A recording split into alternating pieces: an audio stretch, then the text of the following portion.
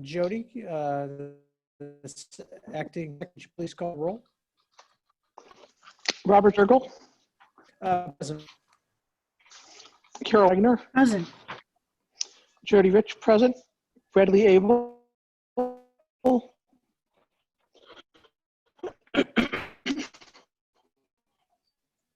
Yep. Brad, can you? Okay. Brian Lewis.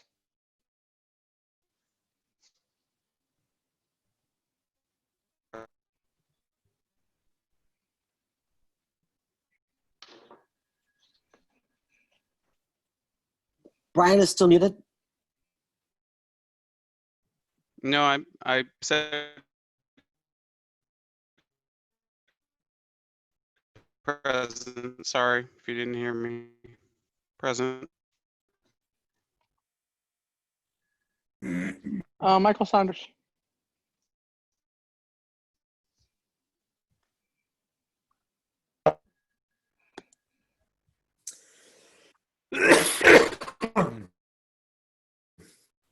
Okay, I didn't hear, we can see Mike there, so Mike is here, so it does, bear with us, everybody, because it does seem like we're having I'm having a hard time here. Technical problems. Yeah. Carlos, is there any way we can, like, you know, help with this or restart the connection or something like that? Yeah. Should we try to council chambers switch the meeting? I don't think we have that last week. Can you go and turn it on? Yeah, we're going to check on another internet interruption, and we're trying to check on that to see if it's the computer or if it's just the internet in general. Everybody we see seems to get frozen every once in a while. It's going to make for a very difficult meeting.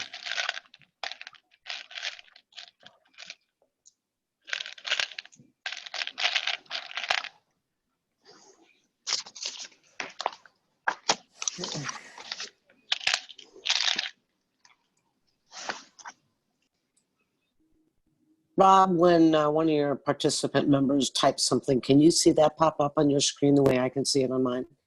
I can. You can? Okay. Yeah, I saw Carol just text some things. Okay, so I'm yes. just curious. I'm learning. Okay. Yeah. I'm just not looking for those. How's the sound quality sound now? Now I see Gotten a little bit Jody better. and Jonathan are muted. Brian's okay. Mike, how's it sound for you? It's getting better. Can you hear Mike, me? Okay, Brad.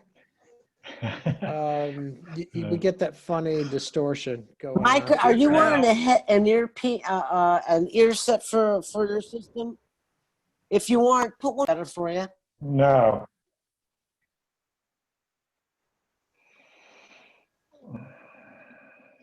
There seems to be a long delay with this, unfortunately.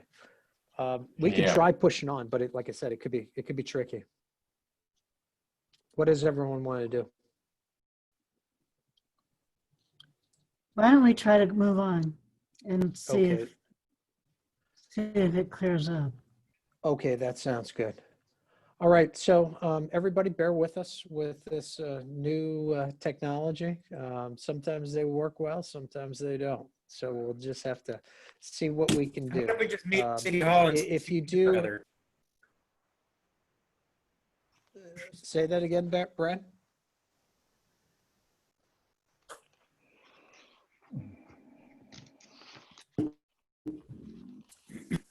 All right.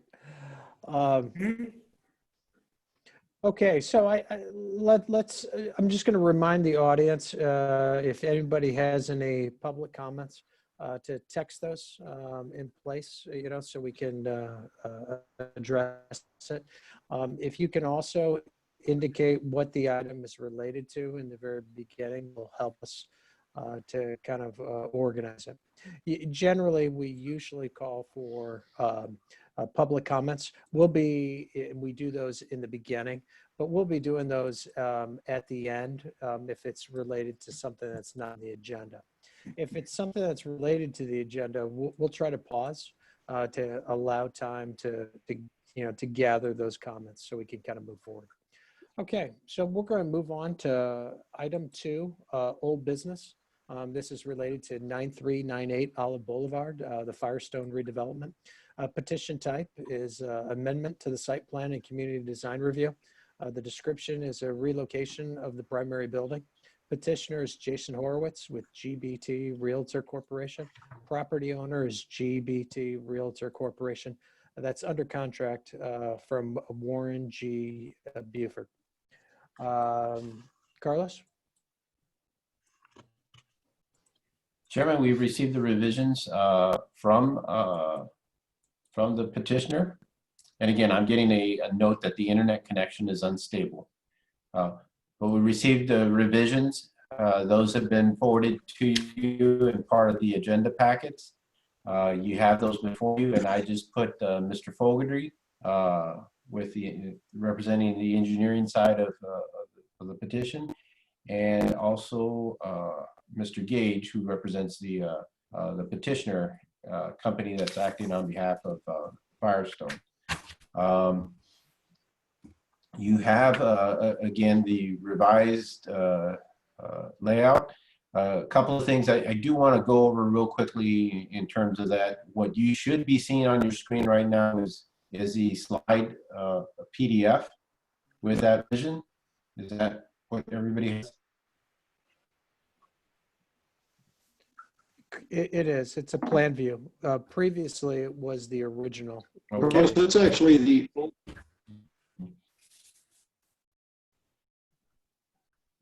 Go ahead, Matt. Carlos, did you happen to receive the plan from Matt this afternoon? Yeah. So this is where Yes. where we last left off at our last meeting. Today. Okay. This is the Correct. revision that was received today. And then in your packet, you should have had the your display, and now you can see the different options on there. Okay. And you can see the variation of the three. And there, this is addressing the comments and questions of the commission at the last meeting regarding the tree placement and some of the shrubbery. In addition to that, you should have, just wanted to kind of focus on what's causing some of the changes. In the original plan, the building elevation was set at 654.75. And you can see here that at the corner of the site, there's a drop in grades that led to this collector here. Then that just runs down this angle. And then you can see the downspouts here were all connected to this pipe that then kind of leads to this inlet here to take in all the stormwater. The revisions reflect that change here, where all this collection took place here, gets changed to somewhat of a low spot to pick up the stormwater, and then gets directed southward. And then along the street with the replacement of, shifting the building south, and you can see these two inlets here that were previously where the sidewalk was. It's now swells through here, and then that water gets to this low point and gets into this inlet and across and down. And the building up, the building floor elevation has been raised over a foot. So you go from 654.75 to 656.5. And again, the changes in the grades here, the changes in the grades here. Remember that had the cross sections. We had asked for first cross sections to get an idea of really the streetscape and the proportion of the pedestrian to that building and that distance. And they did provide those. They gave you actually 3 different cross sections along that building, so you can see that the swell changes as you get in there. I'm showing the furthest east, which is the deepest part of the swell, I believe. There's the building, about approximately 20 feet high, and then here's your 20-foot setback to the sidewalk, and then the sidewalk is 8 foot wide. Here it says 10, but it should be about 8, and it straps the property line 4 and 4 on each side, and you can see the proportion to that. And then there would be, of course, the shrubbery here. The concern is to make sure that that this swaling area isn't a dirt or bioswale type of detention. If it's consistent with what the revisions that were submitted to the commission and a grassy area, I think they pretty well address the commission concerns in there. Then the last things I'll point out that from our end as part of the recommendations, if the commission were to take action, is the code does require that there has to be a pedestrian connection directly to Olive Boulevard and to Price Road. My understanding is that there was some, the previous connection was along here, but because of the grading issues, there's some concern about how that's going to be done in there. But the principal one is that by code they are required to connect to Olive with this sidewalk. How that's done, that's going to be up to them on how to design that and get that up there. Now, the commission does have authority to grant waivers in Chapter 428, but those need to be specifically done as part of a motion separate to the approval as a whole. And then remember, this bubbled spot here is the city's engaging with a landscape consultant to design that area. So I want to make sure that any action taken on this petition does not reflect that this is the approved landscape plan in the excess right of way that the city is contributing or participating as part of this project. When will we see that revision? And will that come in front of us, or how will that? Yes, once we get that, we met with the Lamar Johnson Collaborative. They're the firm that worked on the Olive Boulevard management plan, and their first bid came a little too high, so we had them revise that, and we're kind of set to see what is going to be the final setback here before we engage with them, before we sign that contract and engage with them. It's also something we're going to want to talk with the petitioners beforehand, before we go, into the design phase too. Because I would imagine that, the sidewalk connection from Olive might depend on kind of what the design is, for that area. It could, but again, it's my understanding too that there was some, the whole thing that seems to initiated this is that the grades there at that corner, at least for Firestone, there was a concern on that, and I'm not sure that's based on sloping and that couldn't be done, and that was a stormwater concern that they had or not. So we'll find out a little bit more, in there. The initial plans had the connection up here, and that can be seen in this layout here. Okay, is anybody, Carlos, are you done, or should we go to some questions? Nope. I'm prepared to answer any questions, Chairman. Carol? Yes, I just want to mention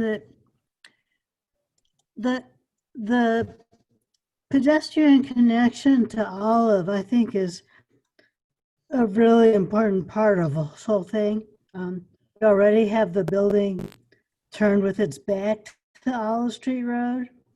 I would be extremely hesitant to approve anything without getting a thorough understanding of how they were going to make that connection.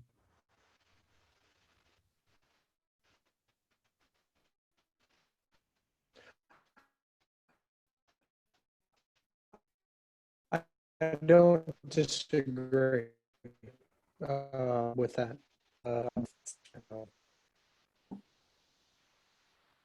We need to tell us that. By the way, Anybody else have any questions or comments on the board?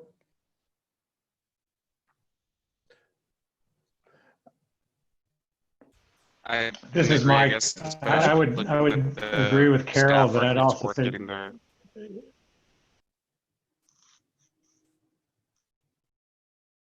go ahead, Brian.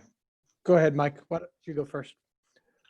I was going to say I agree with Carol, but it would also make the same comment about the connection to Dealman. So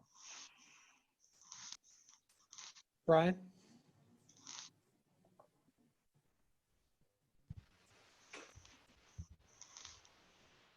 Brian, did you have a comment?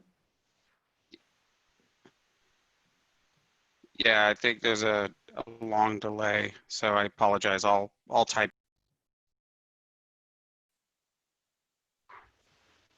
Okay.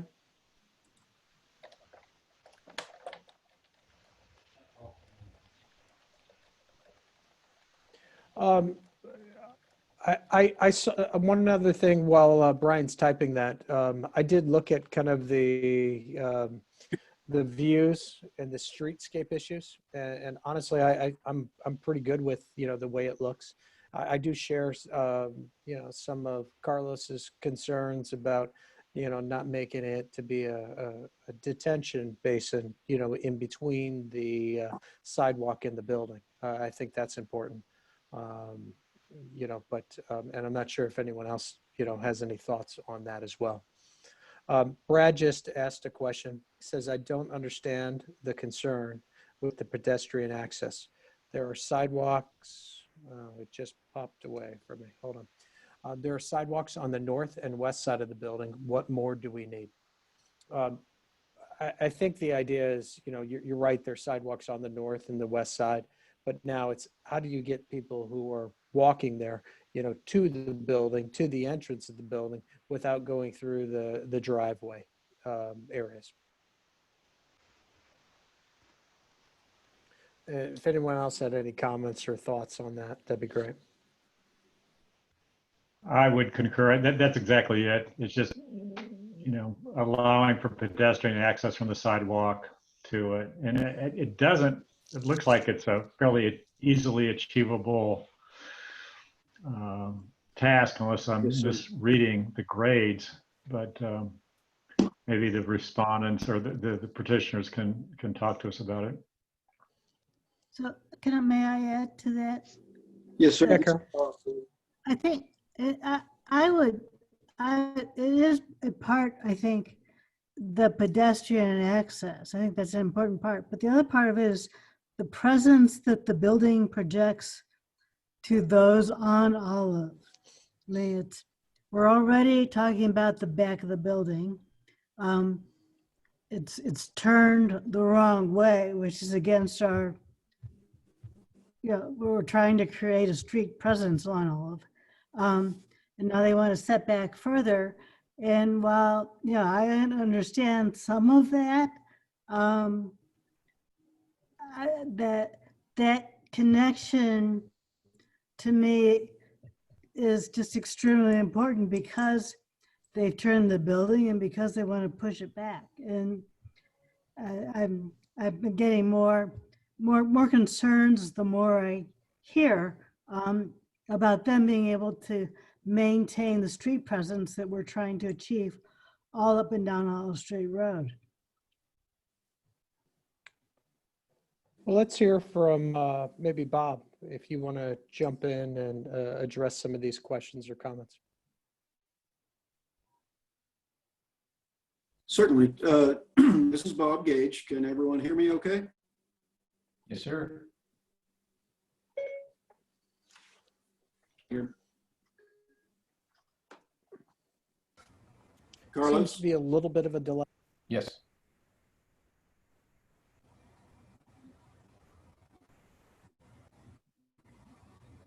Okay.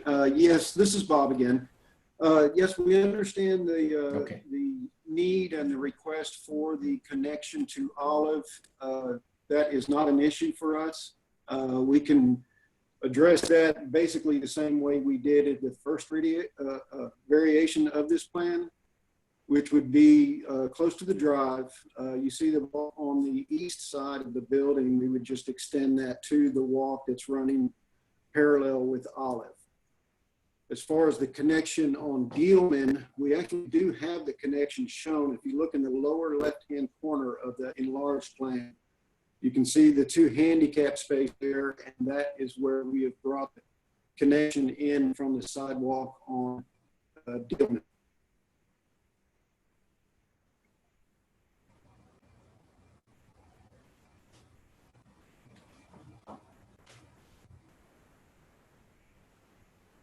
Not loving the connection on the east side of the building personally.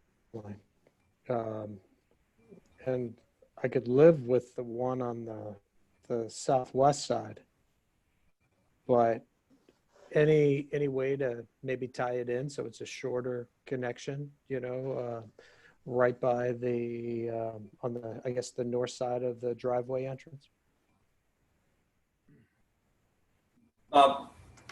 This is Matt. So, and you are the referring real to the challenges here is because the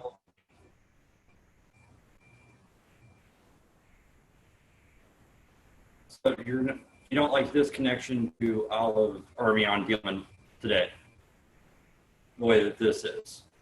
If we can get another connection to Olive, it's just not going to be ADA compliant. We're going to need to add steps in, and that's because your elevation changed from roughly here to here. And then in addition, like I said, you got that landscape issue. To make it ADA compliant, you got to add a switchback. Well, with the perimeter easements and Ameren, to create a switchback, you got to add retaining walls. Now we have retaining walls in the easements, and due to some of those issues, I don't see that being easily accomplished, and it's going to potentially create bigger issues. So, and then you're going to have this large switchback area instead of looking at this landscape planning area. So the thing to do is to come out here. Well, I guess not really my mouse, but we could make that just come further off the building and roughly the eastern radius on the sidewalk as it's coming down, connect that there. But again, just because of the elevation change from the building to that sidewalk, we don't have the option available to bury it. And since that's going to be higher if you try to do a ramp, we just have to do a few steps. But we can get a pedestrian connection. We still have our ADA access via Dealman for that way that was circled on the plan here. How does everyone else feel about that? In theory, it meets requirements from a federal standpoint because we do provide an accessible route.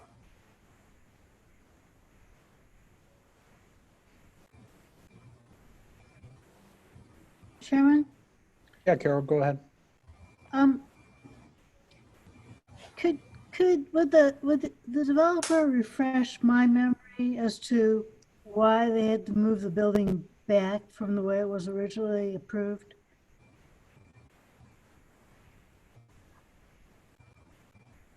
Bob, do you want me to answer or do you want to answer? Certainly.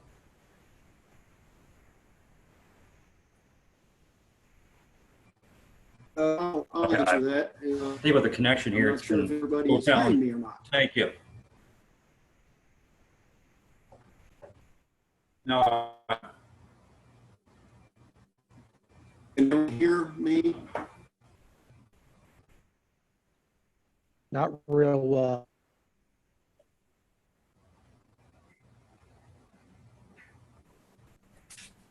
Can everyone hear me? This is Bob. I can hear you. That was better. There's a lag. I'm going to stop my video to see if that helps. I'm sorry, this is a little clump.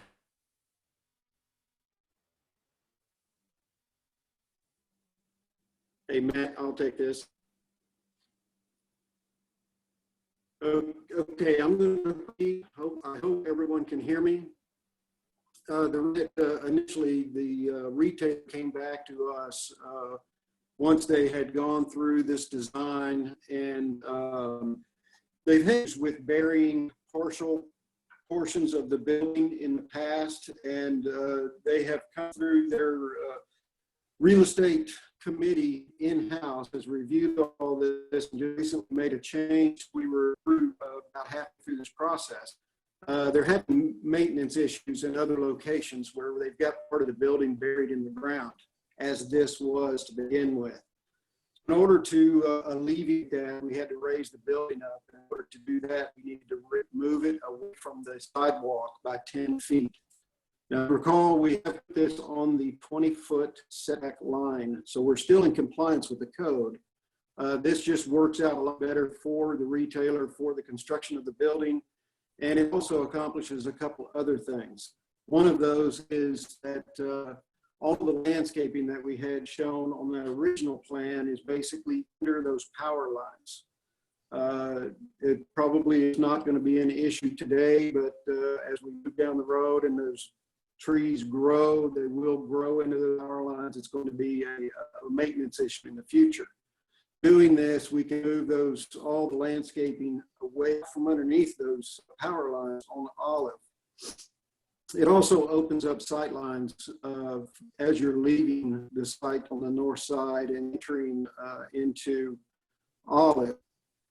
It opens the sight lines up a greater distance going back to the west as you're trying to make a right turn on the Olive. So all in all, I think that this really improves the site, and I think we're still accomplishing the goal here as far as having the building close up to the road. We've added additional landscaping. We've moved that landscaping around, so we've got the taller stuff on the ends of the building instead of in the center. We've added low shrubs between the sidewalk and the building, along with 3 small screening walls, segments of screening walls.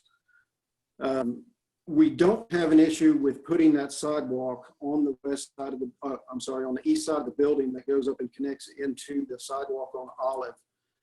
There is going to be a little bit of slope there. There may be some steps there, but per ADA, we are required to have 1 ADA access to the building, which we accomplished that on the Dealman side of the property where the sidewalk comes in there. It actually comes in right to the handicap parking spaces, and then we've got that cross-hatched walk across, painted stripe across the drive to the entrance to the building. Those 2 connections, I think we have to connect for the pedestrians, and moving the building back, raising it up, actually helps everybody in the long run. The swale that you were talking about earlier in between the sidewalk and the building is not a detention facility. It's basically just, it will direct any runoff that's coming off of the building and off of the sidewalk to that catch basin on the east side of the building in between the sidewalk and the building on Olive. So that will not be sitting full of water. It will be a grassed area and obviously landscape as well.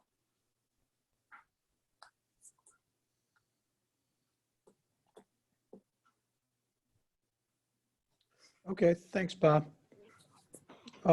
Carol, did that Yes, help? it did. Yes, sir. Okay. I understand their rationale. I agree with you though, Rob, that I really don't like the sidewalk connection on the Dealman side as shown.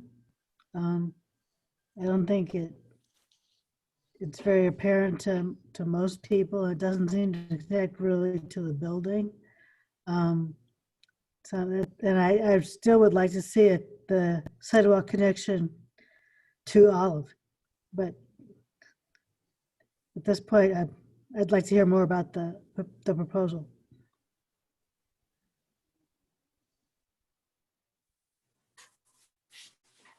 What do you mean about the proposal? Yes, ma'am. If you would prefer to have the sidewalk.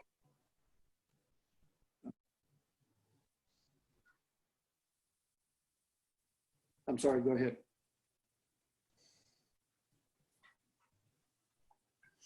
No, go ahead, Bob.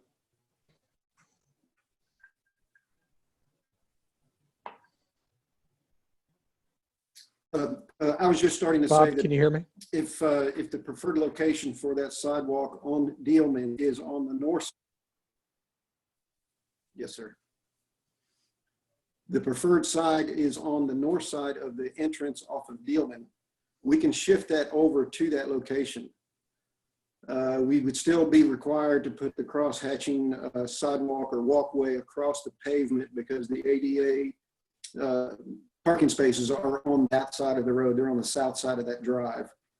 So that would have to remain, but as far as the connector to Dealman, we can move that up to the location it was from that first submittal that we gave you.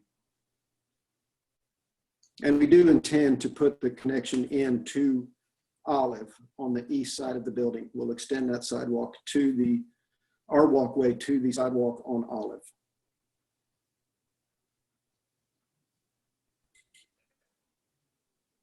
Okay. And then is there a Hey, potential Rob, this is of doing go ahead, Mike. Yeah, I was going to say I would be in favor of both those moves. I like moving the Dealman side up closer to the entry, closer to the intersection on the north side of the drive, and the connection. I would be okay with the connection on the east side. I'd prefer it on the connection to Olive on the west side, but if that's physically infeasible, I'd be okay with it on the east side. So. I concur. All right. Anybody else have any questions or comments? Brian, I know it's a little bit of a delay, but did you have anything? And Brad, did you have anything?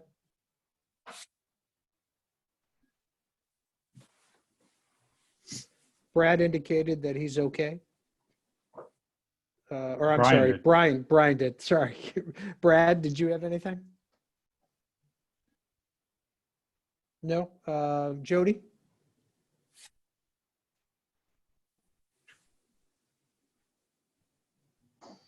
No, I'm good. Okay. Hey, Carlos, So, do you Rob, mind before- checking? Go ahead, Carol.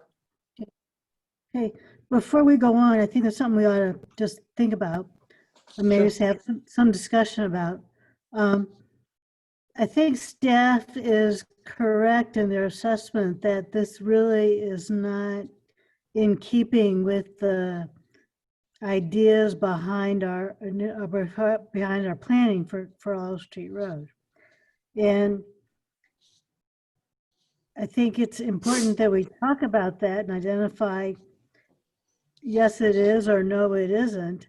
In part because this we're setting precedent, and what we say is going to hold true for the rest of Olive Street Road. And I think we need to talk about what our reasoning is here.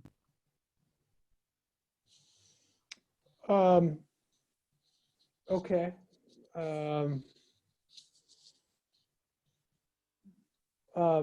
I personally think it does meet, you know, the intent of the streetscape with the way they landscape things and added, you know, the look on the backside. And I'm not sure, Carlos, if you want to jump in to kind of indicate whether, you know, like what things that you have concerns about. I know the idea before was to push the building as close to Olive as possible. But if there it's something else that I'm missing, let me know. I know there's more of a gap between the sidewalk and the building that you would prefer not to have, but you know, the way they did the landscaping, does that meet the intent, or do you still feel that it's substandard?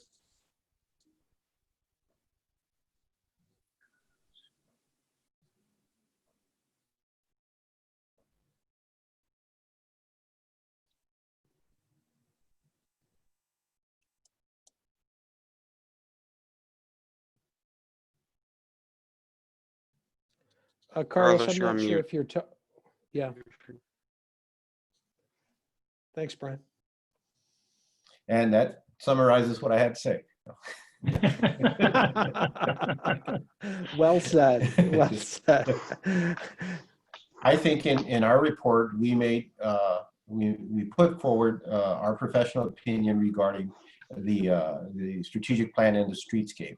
And in that process, I think the commission has taken those considerations along with those of the developer, and they have collaborated to try to create a reasonable response to the streetscape.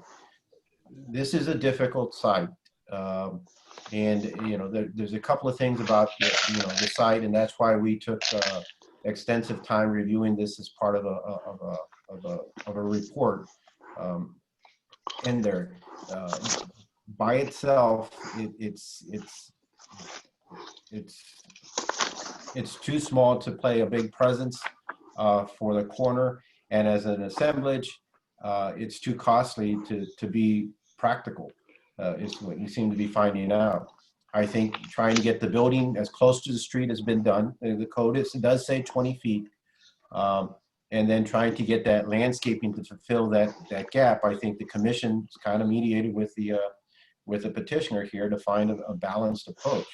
Is it perfect or is it the greatest? No, but I think overall, both parties have worked to try to get to the spirit of intent of what that streetscape should be. This is the building I have to work with.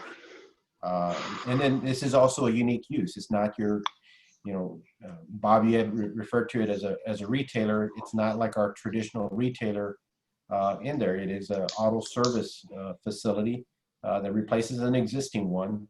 And it doesn't have the same type of that pedestrian movement and flow that you would have with a restaurant or a box store or something like that. And that's okay. There's nothing wrong with that. So we're trying to fit this puzzle piece at this corner and there. I think the landscape enhancements, the building architecture, which I think they've added, windows and also tried to address some of the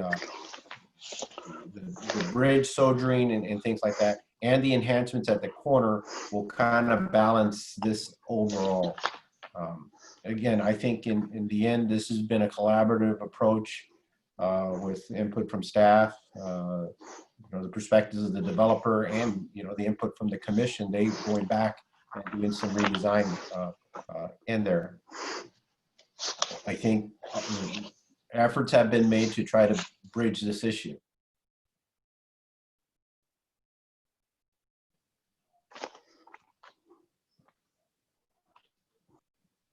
Carol, did you have any? No, I really Okay. felt that some of that rationale needed to be on the record. I agree with you. It is not a use that invites pedestrian traffic to it. It's not a regular retailer. It's an automotive retailer. And so it's not going to invite a lot of walk-in traffic. So it makes by its nature, it makes it a little more difficult. But I do think that the changes that they have proposed do a lot towards making it gain back some of that street presence that initially it was lacking. I concur. All right. That being said, anybody, Carlos, can you check to see if we have any public comments about this item?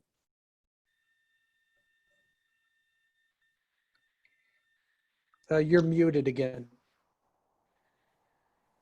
As of yet, we have not had any specific comments related to this item that have been submitted. I would ask that we just give a little bit of time, that if there are any comments in the public, to please forward those in there or raise, on there. There are, let's see,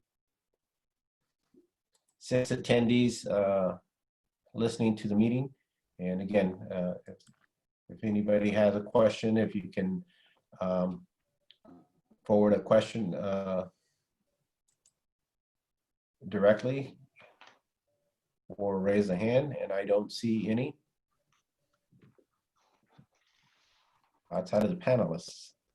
I see Mr. Gage has a comment. Actually, Carlos, that hand was raised from earlier on. I'm good. Hey, Rob, this is Mike. Do you mind if I ask Carlos a question? No, go ahead. So Carlos, when we last saw this a month or so ago, you had asked for updated landscape plans. Are you comfortable with what's been submitted? I think what has been submitted addressed what the commission's concerns were and has put us closer to maintaining that streetscape vision that we have for the strategic plan. I'm not in a position to say that, I think from where we started to where we are now, I think we've made progress to get as close as we can.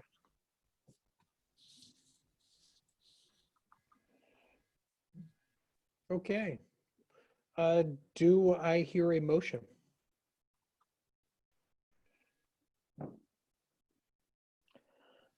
Mr. Chairman. Go ahead, Mike. Well, Carlos, I'm actually looking for, the motion I see is from April. So did you include an updated in the package you sent us?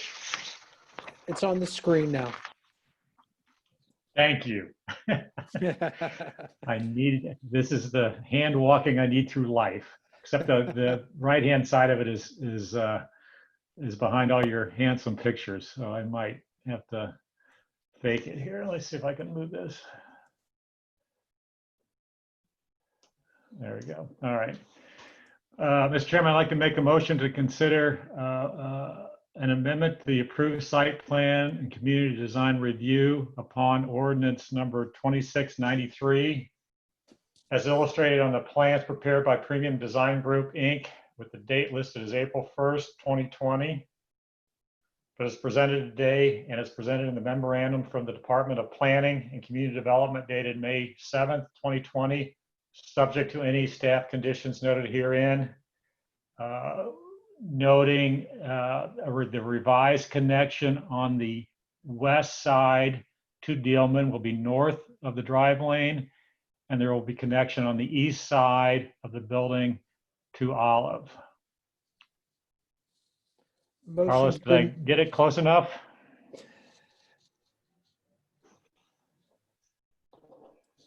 Yes, sir. And the one thing I wanted to note that the revised plan set maintained that April 1st date.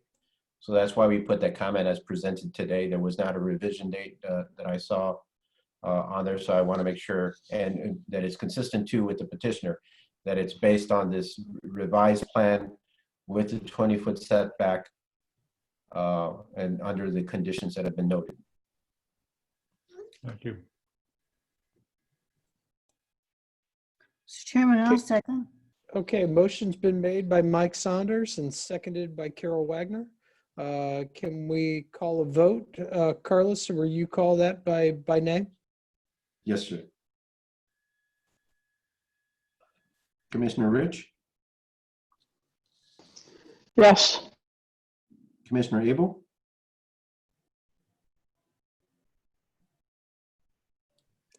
Yes. Commissioner Saunders?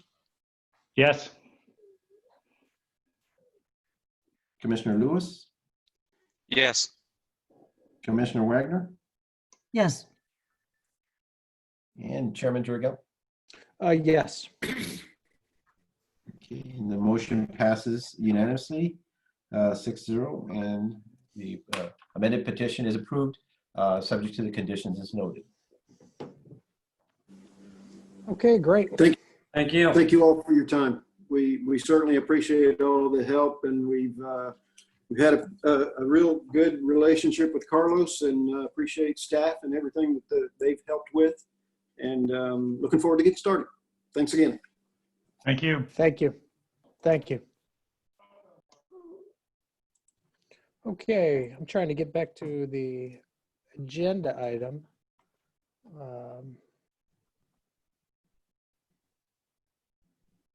Give me a second. Carlos, I think you made mention of another item that wasn't on the agenda that we wanted to bring up. Is that going to be in this portion, or are we going to move on to discussion items? I'd ask if the commission can consider that earlier on or before we started there. I received a request to amend tonight's agenda to add an additional item, a new business item for a sign request at Olive Crossing. Of course, that's formerly known as the Olive Gateway, from Mr. Yowitz, who is part of Keat Properties and Keat Olivet Gateway LLC, the operator for that. And what happened is that the petitioner submitted the application during April, and when I put the agenda together, I missed it, and I didn't have it listed for tonight's meeting until he had contacted me earlier today to note that. And at that point, I said I would inquire if the commission would consider amending the agenda to do so. That requires somebody to make a motion, and then a second, and then a vote on whether that would be amended.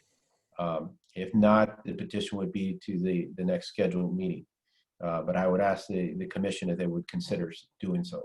The petitioner is here if you want to hear directly from him also. But at this point, Chairman, I'm asking if the commission would consider an amendment. I have no issues with adding an item to the agenda. I think we. Yeah, I'll make the motion. Yeah, motion to amend the agenda. I'll second the motion. Okay, motion's been made and seconded. Carlos, do we need to read that, or are we okay with just having it on the screen? It'd be based on what I heard, a motion to amend the agenda to include a new business item A, Olive Crossing, a petition for a variation request through site plan review. That's exactly what I said. And that was made by Mike Saunders and seconded by Carol Wagner. And on that Okay. motion, I'll go ahead and take a roll call vote. Good. All right. Commissioner Rich, Yes. Commissioner Abel,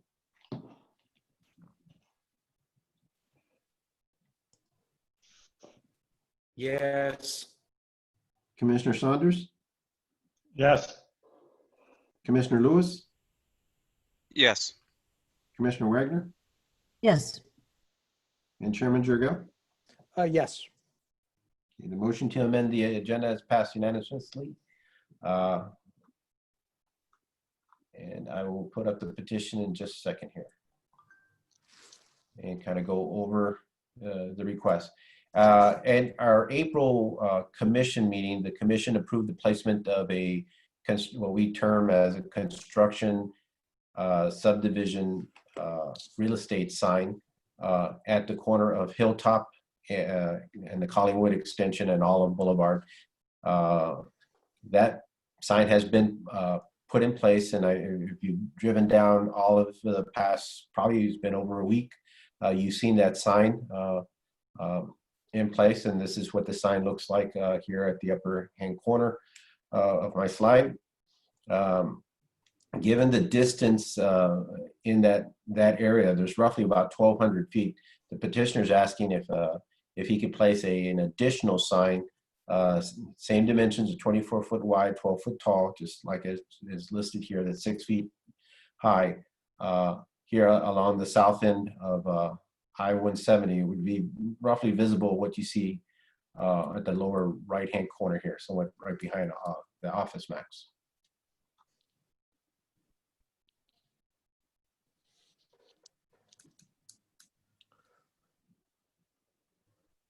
Carlos, I'm just curious. That's I can't tell compared to the houses back there, but it seems to be a good distance away from any of the houses. Is that correct? Correct. There's a common ground area, a triangular common ground area that's in that location. Okay. And I'll see if I can, while the commission is discussing, I'll get you a view with the property boundaries. Okay. Okay.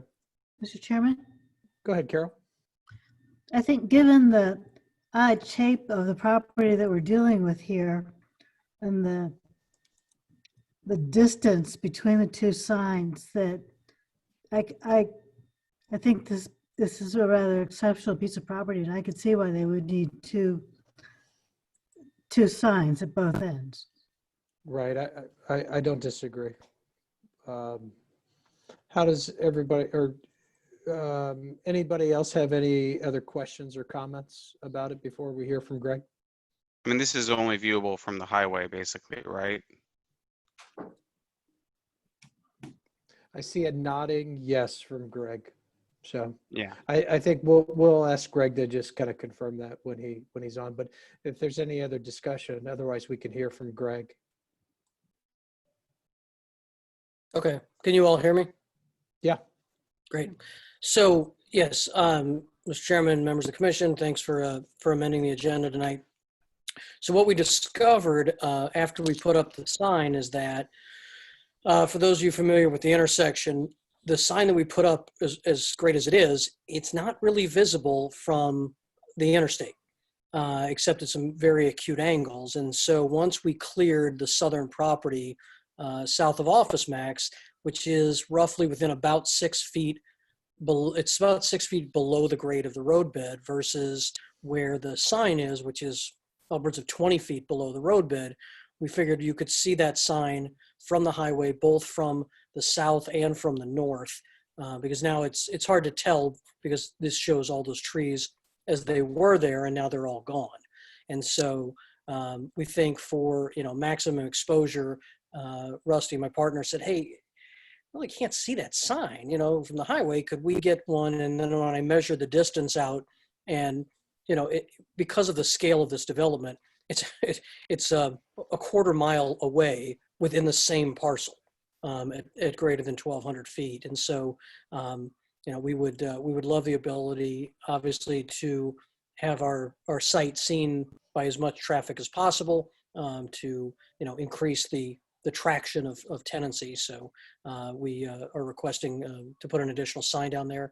To the question about proximity to houses, rough guess, it's got to be close to 150 or more feet away from the back of any home, and it's actually going to face the highway versus facing. There's no reason to have it face the other way. So we'll have it facing the highway, and should not impact the homes because between, and you can see it in this picture that's up, there's about 40 feet of buffer of trees in the backyard of 1001 and 1007 that is on those parcels property, which obviously we did not clear because that's not our property to clear. Will it be lit at night? So we've been talking about lighting, and the only way we would really be able to light it is some, if you will, Home Depot style solar-based little lights that we could put in the ground. Don't know that it's going to create much light. If it did, we would shine it directly, again, on the face, which would reflect any light toward the highway, but nothing of any significance. We're not going to run power down there. It would be an impossible task to get enough candle power down there, with lights to run a conduit there. So, picture solar powered landscape lighting, maybe at best. And if you're opposed to lighting, it's not crucial. Yeah, my biggest concern was just the neighbors. If and it depends on what kind of lights you were planning to put back there. If there were poles, and it would be shining in the backyards, but it doesn't sound like it. No. Any other question or comments from the committee members? I would just echo Brian's concern about if it is lit, disturbance to neighbors. But I'm not opposed to the sign in principle. It's just, like I said, if it does get lit and there are complaints, is there a way to sort of revisit that? I can, if we put up some of these, little solar powered lights and get some complaints, I'll just take the lights down. Fair enough. Okay, Carlos, do we have, I know we're going to want some time to see if there's any public comments on this. So I think I'll address this to everybody who's out there listening. If you do have any comments, please type them in, send them in, and then we'll go around and ask any more comments on the committee members. Anybody else have any comments while we're waiting for public comments? None specifically submitted regarding to this as an agenda item regarding the signage. Carlos, if you could do me a favor, if you could take the cursor and kind of show the location of where that sign will be on that. I'm on gonna the drawing that you ask. have up. I'm gonna ask the developer if he can identify that. Bear with me 1 second.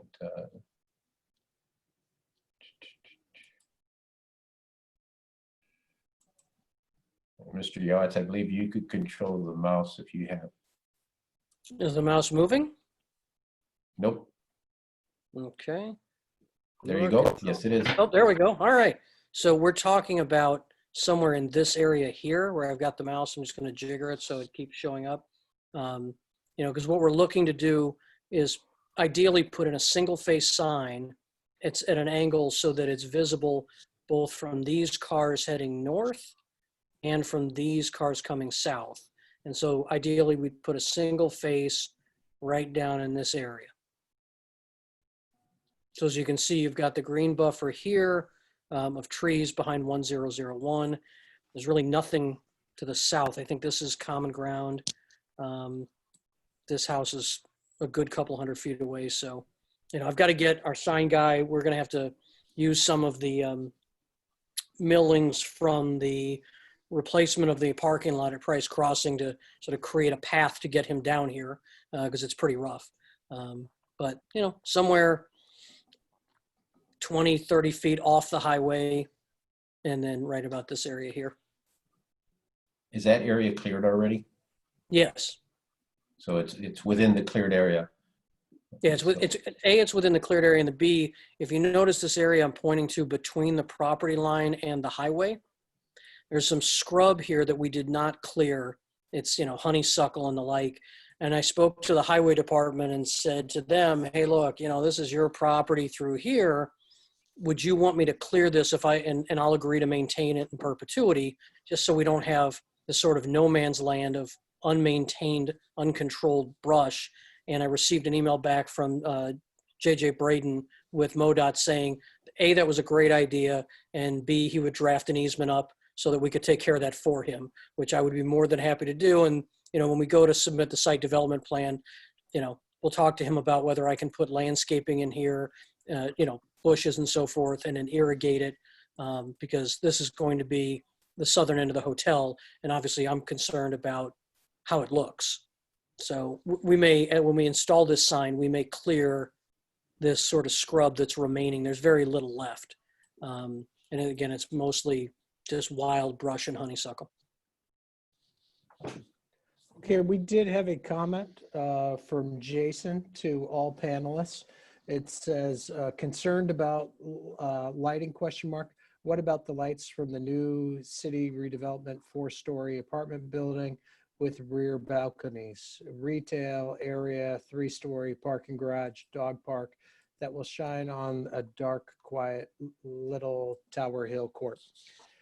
Okay, well, that's not related exactly to this particular item, but it's an interesting point that we will address in the public comments session. So I think if we, as a reminder to everybody, if we can have comments that are related, specifically for this item, would be preferred. Okay. All right, Carlos, do you see anything else? No, Chairman, that's all I had for the commission for consideration. Be glad to answer any other questions. I saw a hand being raised by Brian. Is that correct? Or was that, okay, no. Okay, so that being said, do I hear a motion?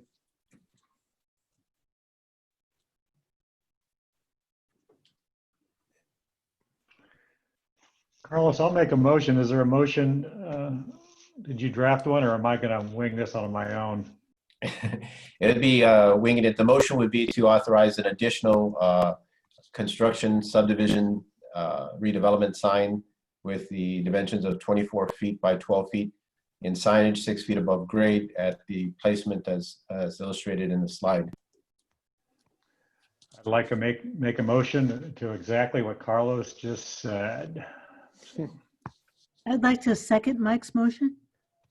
So motion's been made by Mike Saunders and seconded by Carol Wagner. Carlos, will you please call the roll call vote? I will. Commissioner Saunders, Yes. Commissioner Abels,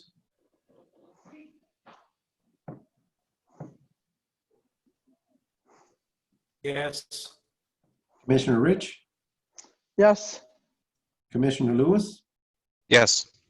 Commissioner Wagner, Yes. and Chairman Giorgio. Yes. Motion passes unanimously 6-0. Thank you. Thanks, Greg.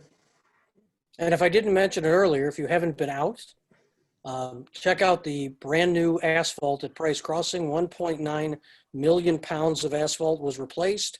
After about 14 years, the lot is now brand new on about 80%. We're just redoing the back, fixing the back, but the front has been completely relaid, restriped, including the pedestrian connection in the parking lot, striped in between Starbucks and Price. And Starbucks is open if you need coffee. Great, great. Thanks. All right. Okay, thanks, Greg. So we'll move on to the next items.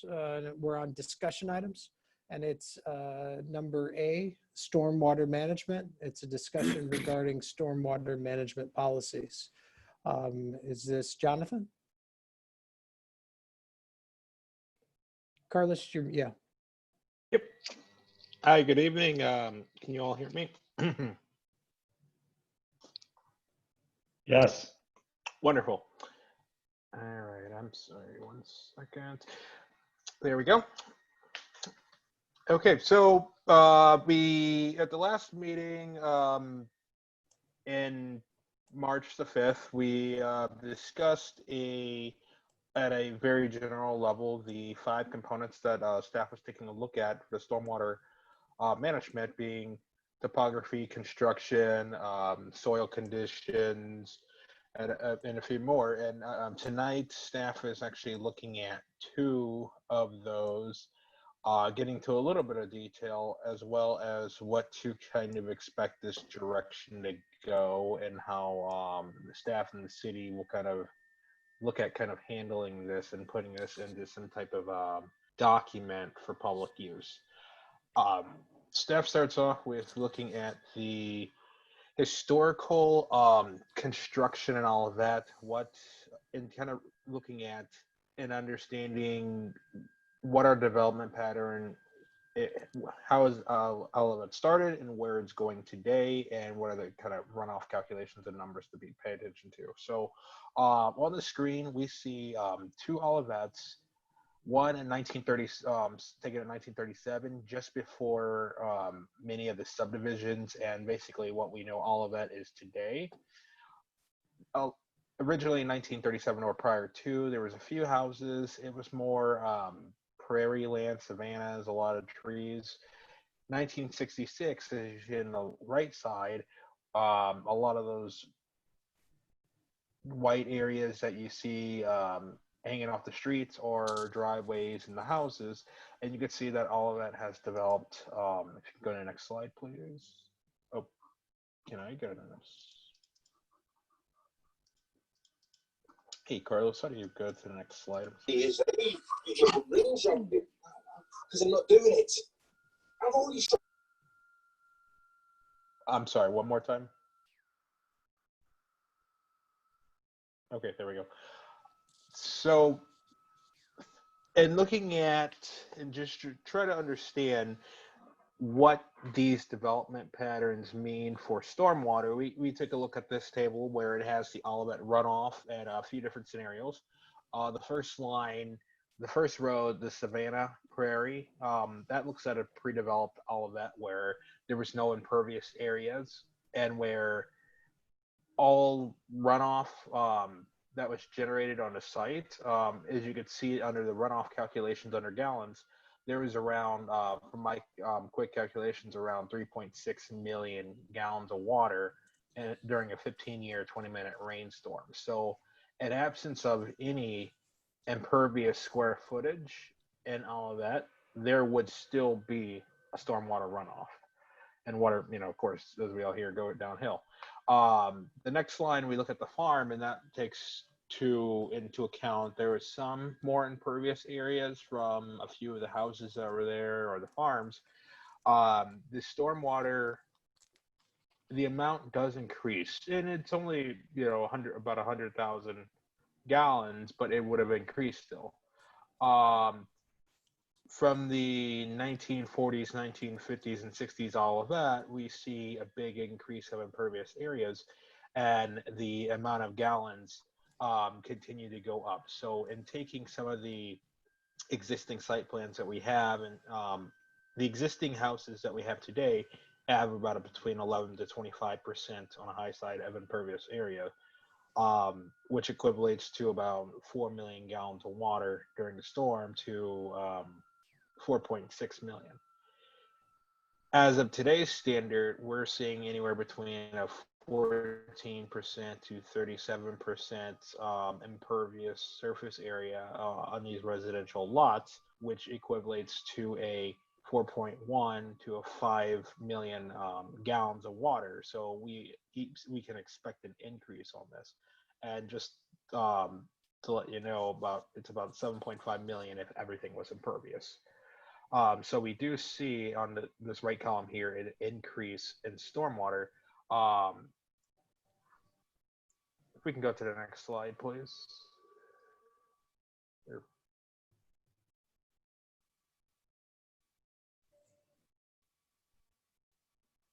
Thank you.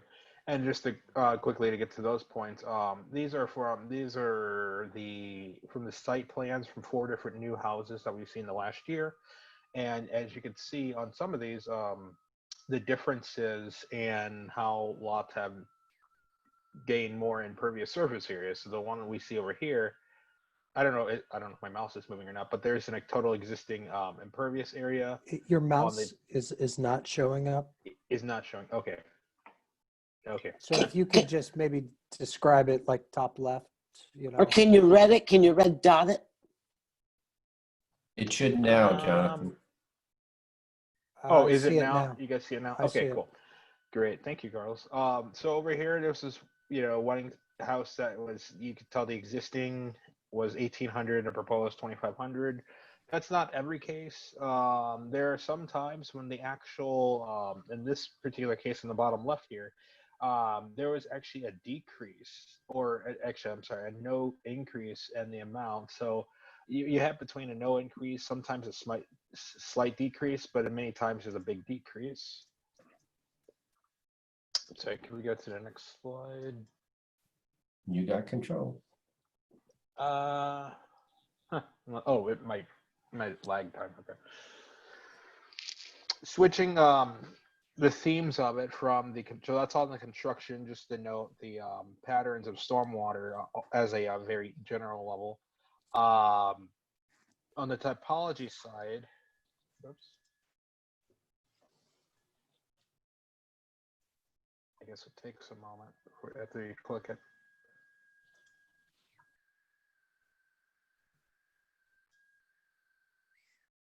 Here we go. Okay, so under the topology, so the next few slides talk about the tier systems, where we find that there's a tier 1 house that has a tier 1 house that, I'm sorry about the slides. Take your time. Be patient. There we go. So on the topology, we had a tier system where we had a few levels, one being like the house that it's at the highest elevation that doesn't really see much water.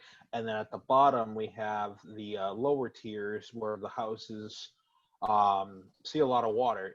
It doesn't matter what the new house next to it does. It's just at the low end and it sees a lot of water. How we kind of distinguish the watersheds and all of that you'll see in a second are from basically where water gets to a point where then it's carried away into some like ravine or a pipe or a sewer. So on the picture on the right, for example, you see this big hill with this inlet right here. A lot of all this area is not going to drain into this inlet. In fact, a lot of it's going to pass up the inlet versus this picture down here. This is actually Napoleon right next to Indian Meadows Park with the concrete channel here. And I'm looking at Dealman right here. As water comes down this hill, it actually hits this creek right here. It does not actually keep going. So that's in the watershed. This would be one of the low points in the watershed. And going to the next slide to kind of, I'm sorry, it takes a second.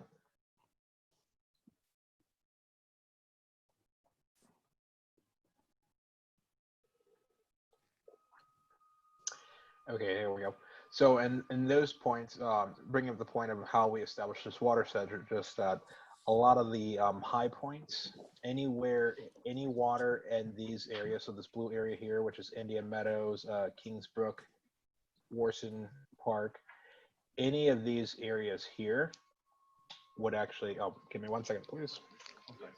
Okay, yeah. Any drop of water that falls within this blue area here, Indian Meadows, even the city center, would actually wind up in this creek back here.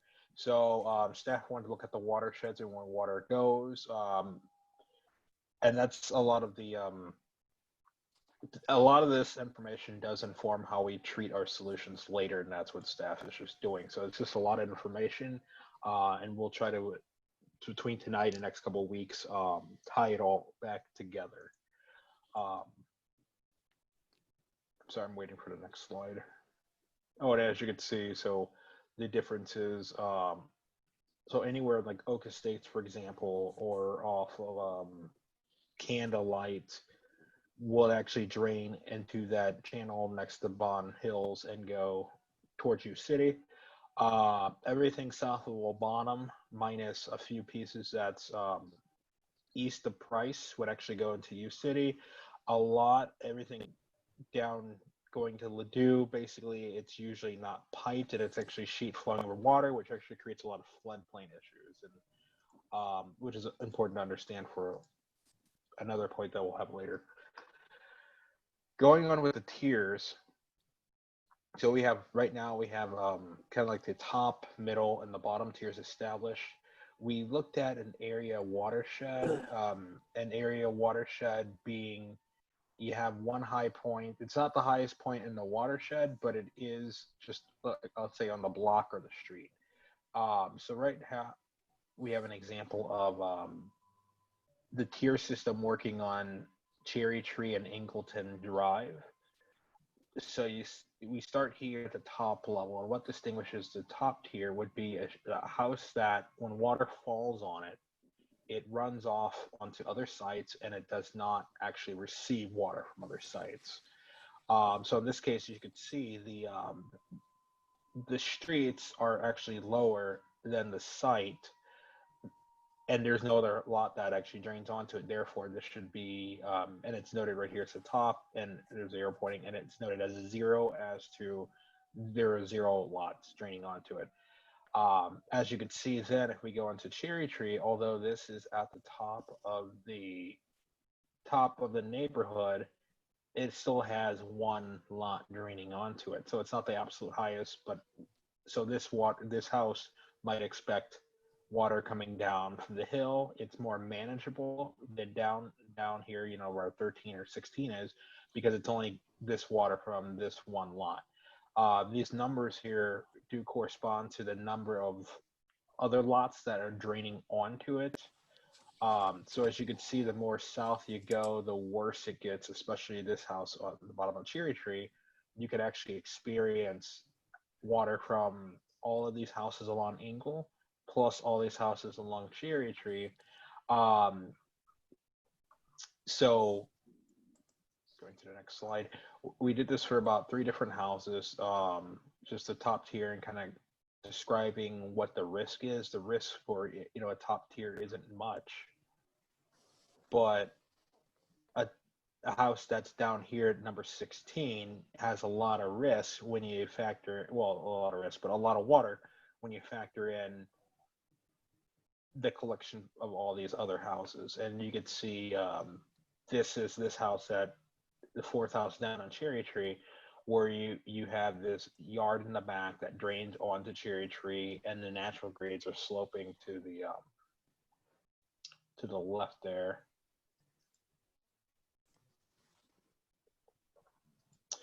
And also a little bit in your staff report, we talk about what are a few different, you know, different things you can do, like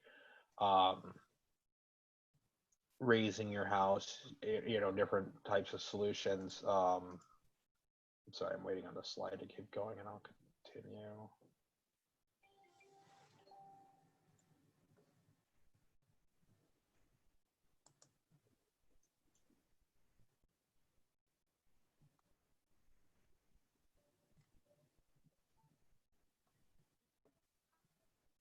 Okay, here we go. And this just shows like the house that's the lowest one down there and where the water is going. So we can expect a lot of water here. And I'm still trying to get to the next slide. I apologize for the delay on this.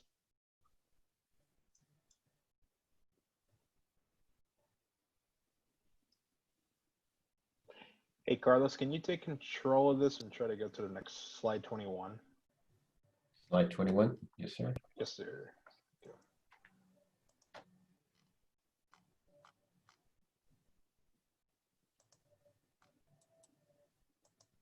Thank you.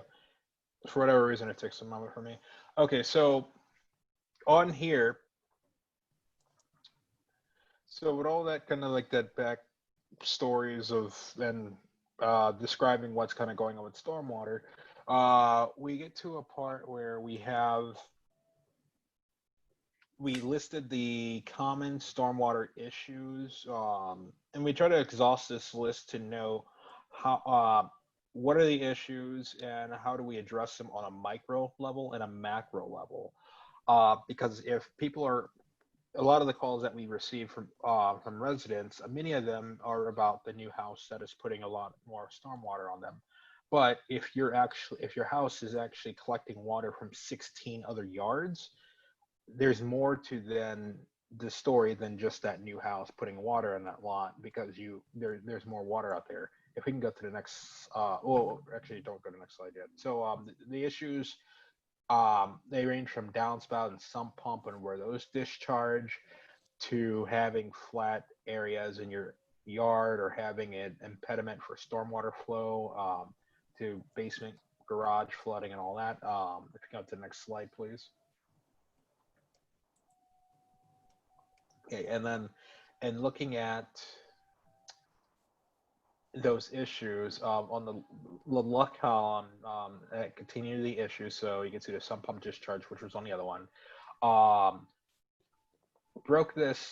We broke up looking at this into two different levels, the micro level and the macro level.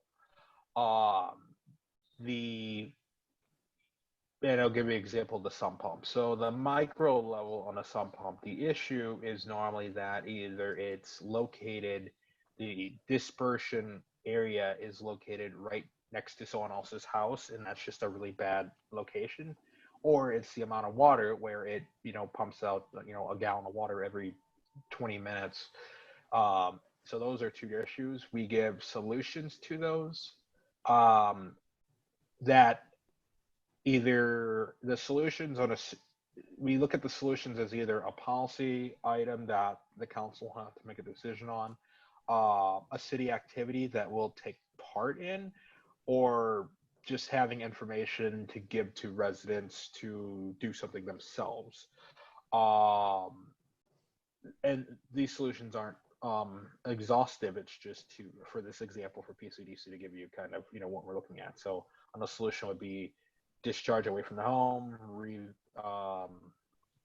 or for the amount of water, your sump pump is spewing a lot of water, that might just be because your water is feeding in a cycle where your downspout is actually not functioning. So then it soaks in at the base of the house and makes a lot of water. So there are different ways to look at, but and that's what this plan calls for. On a macro level, it might be you have a high water table, and what can the city, what can the city do about that? We can ask people to plant more trees, because or to put in a French drain to protect your property or something, or put in another sump pump. But there's just so many there's so many items that we'll have to address, but staff does have a plan to address it and kind of categorize it in a way that would be helpful for residents. With that, I can answer any questions or comments at this time, but we'll have more coming up in future meetings. And if Carlos has anything else to add. Carlos? No, I don't, Chairman. We're still, again, this is a work in progress that we're going through. And again, it's also really taking a broad look at how we address the stormwater issue. So it is, I appreciate your patience, but it's helping us in this process and there, so we have a broader goal with this. No, it's a Carlos and challenge. Jonathan. Oh, sorry. Go ahead, Brad. I guess at the, as you walk through this, at the end is the expectation that you'll be coming together with kind of proposals on this is, ways we can tackle it. These are options that we'll vote on. I guess I'm looking at what is the end state of kind of, besides identifying the problem, how do we get to the action and solution around it? What is the approach? Sure. So there are, in generally speaking, the solution, action, and approaches. There are some things that are policy. So like stormwater detention for new single-family houses, that's a council policy. That was also in front of PCDC, and you guys kind of discussed that as well. So there are items through this that will come to the commission, and that might go to the council for policy.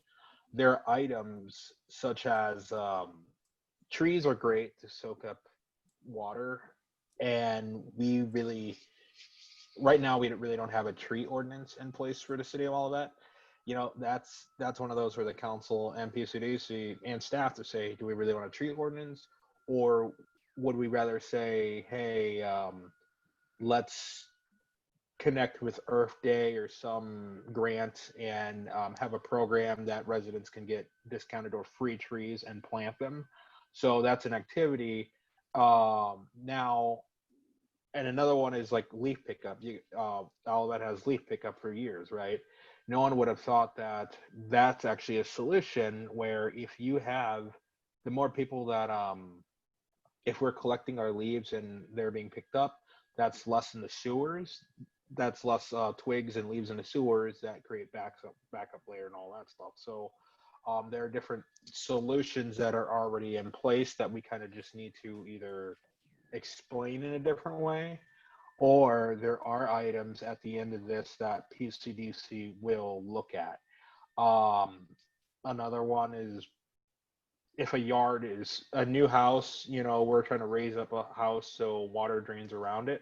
What does that do with the grading? Do we want to put more retaining walls in, or how do we treat the grading? I think that would actually fall under staff, but under PCDC as well, because you guys do look at grading.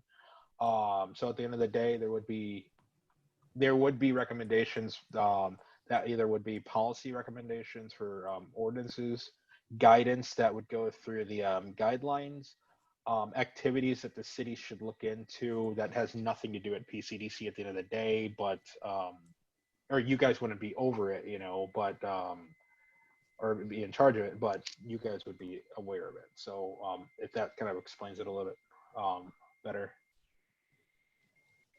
And I just want to note, like going on with Mr. Abel's comments at the bottom of it, noting how holding a workshop for landscaping. So, for example, I attend those. Danforth had one last year on native landscaping in your backyard, and that was more for residents. But I go because I do talk to a lot of residents, so it's important for me to know. So there are workshops, and one thing that maybe all of that will do in the future is to put out that, spread the word out more. And not that we don't do it now, but do it in a different way that really helps residents more so than now. Mr. Chairman? Go ahead, Carol. Jonathan, I was thinking about this a little bit earlier today, and it seems to me that we're talking about, in some ways, two different things. On the one hand, we have our development regulations that we can apply to a new development and analyzing the impervious surface and so on of the proposal. On the other hand, we have the situations that residents are dealing with today that are existing stormwater issues that they don't necessarily have solutions for. And it seems to me that our policies can diverge easily with regards to how you want to manage new development and what we want to do about existing situations. I don't want us to ignore the fact that so much of all of it is already developed, and we do still have lots of stormwater issues that, as you look at it, is very micro, but they're still important. I still need to keep water out of my basement. So with that, the one of the beauty of this document, it is a complex document, and there are many components to it. So hey, Carlos, if you can go back to the slide before this one.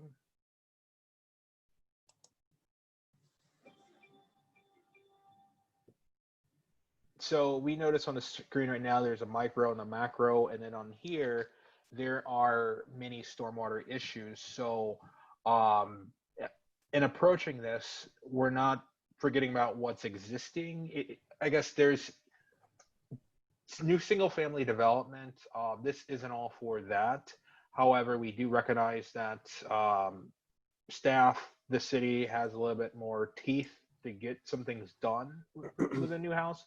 This is not totally just new house focused. So a lot of these, if you have an existing issue, such as, I'm going to go down here, water ponds in a low area, that's an existing issue that many people have.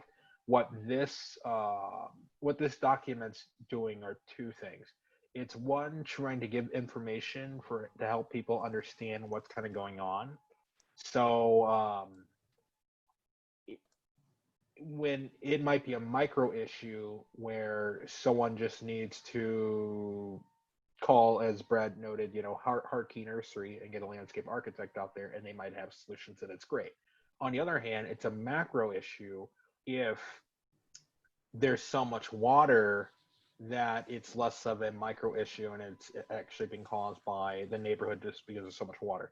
But if there are different, the reason why there are so many items on the screen right now, and it's going to get longer, are because staff is looking at the micro items, the macro levels, and we would either have guidance for some. So if there's to your question, Carol, if there is a low spot in someone's backyard and they're worried about house flooding, this document should have, in some way, shape, or form, it might mention French drains, it might mention sump pumps, it might mention regrading around, the first 5 feet of the base of your house so water goes around it. So it would actually cover a few of these things, just so we know. And this would also help because there are a lot of stormwater issues. I don't want PCDC to feel like, well, we heard 100 different stormwater issues. How can we get our heads around this? This would hopefully help to address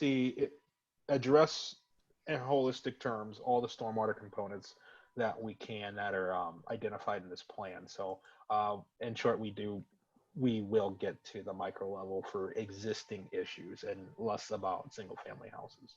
And Jonathan, this sounds like you're going to be developing some sort of guidelines, if you will, for residences, you know, of best practices that they could, you know, implement.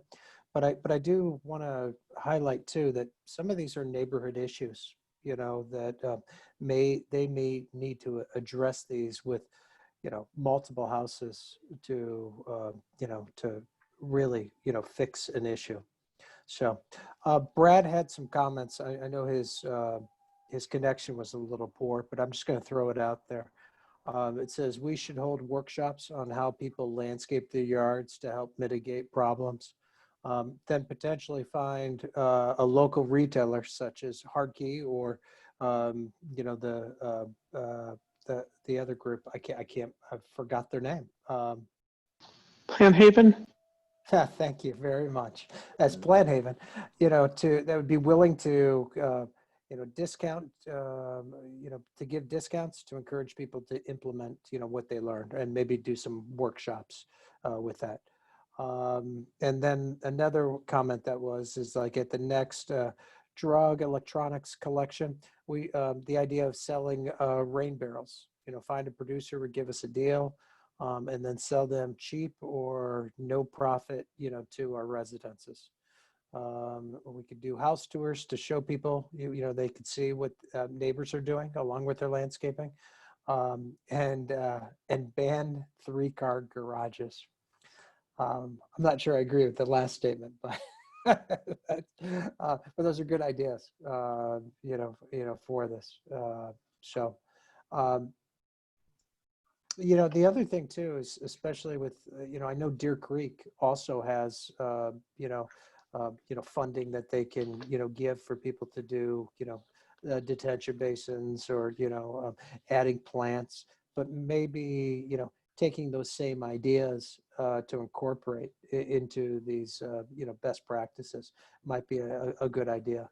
And I'm not sure if there's any other watersheds that have funding sources similar to the Deer Creek. Do you know, Jonathan? Actually, MSD, this is before Corona. They were actually going to expand into their service area a similar program. That was supposed to be out later this year, the second half of this year. However, with Corona, I really don't know how that. I haven't heard of it since in the last month. So, but they were actually supposed to have that out, and instead of being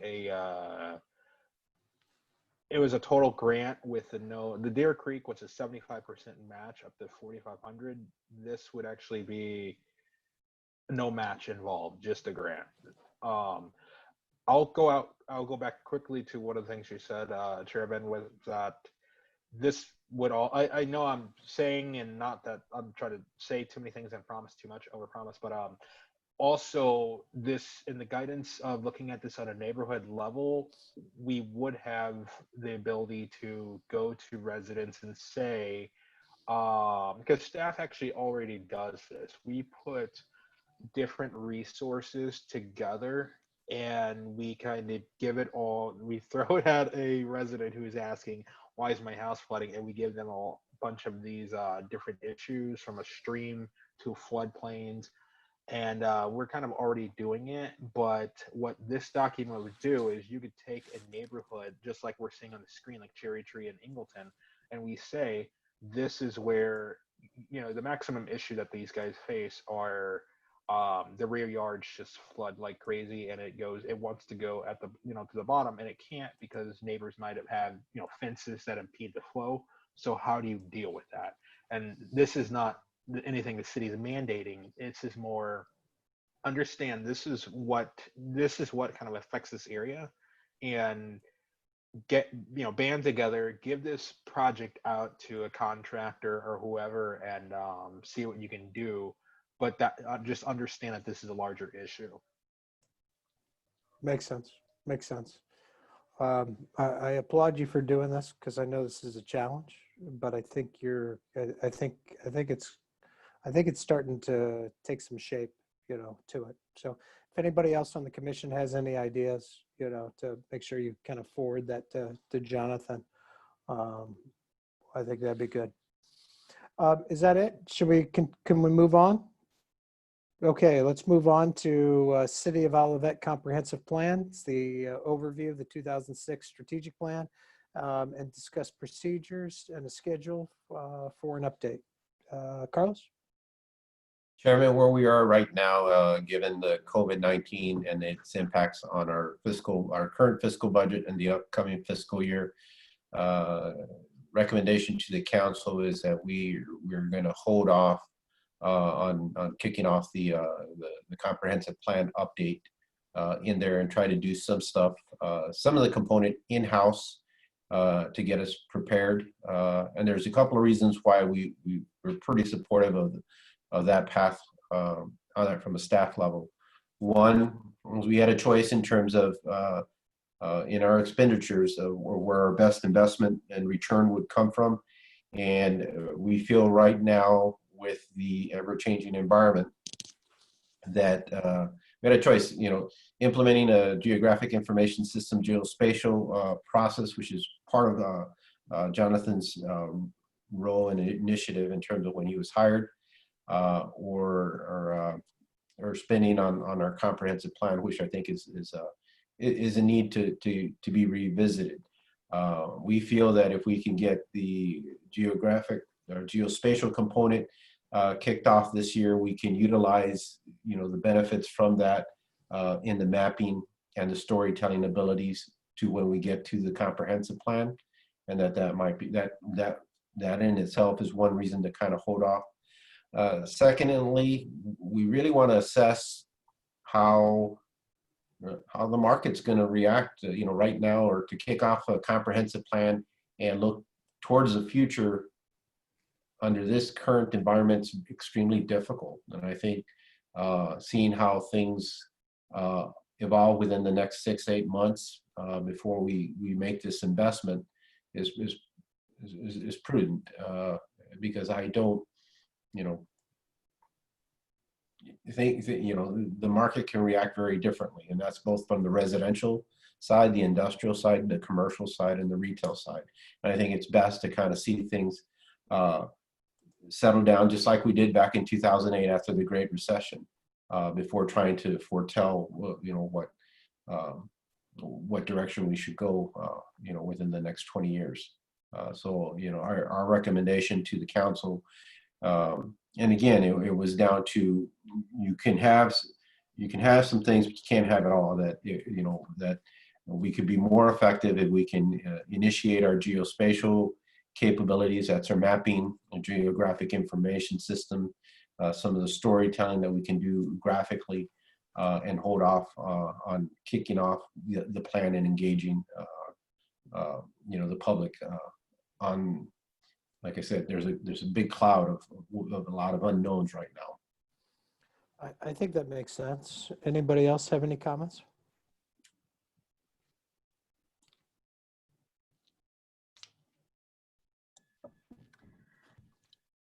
Carol, go ahead. Yeah, I don't disagree, Carlos. I do think that